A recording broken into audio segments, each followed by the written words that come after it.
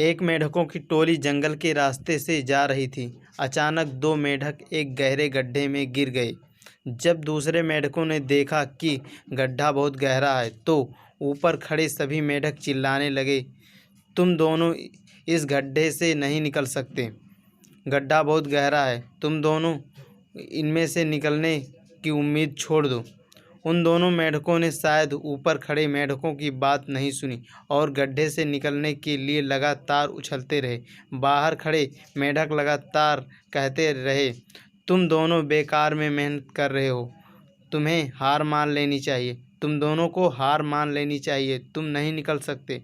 गड्ढे में गिरे दोनों मेढकों ने में से एक मेढक ने ऊपर खड़े मेढकों की बात सुन ली और उछलना छोड़कर वो निराश होकर एक कोने में बैठ गया।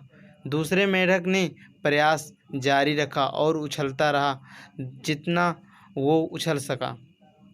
बाहर खड़े सभी मेढक लगातार कह रहे थे कि तुम्हें हार मान लेनी चाहिए, पर वो मेढक शायद उनकी बात नहीं सुन पा रहा था और उछलता रहा और काफ़ी कोशिशों के बाद वो बाहर आ गया।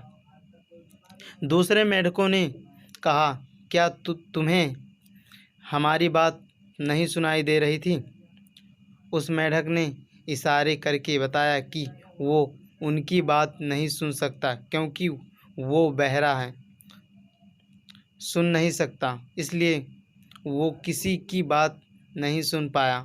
वो तो यह सोच रहा था कि सभी उसका उत्साह बढ़ा रहे हैं। कहानी में ये 3 सीख हमें मिलती है। नंबर 1, जब भी हम बोलते हैं उसका प्रभाव लोगों पर पड़ता है, इसलिए हमें हमेशा सकारात्मक सोचना चाहिए।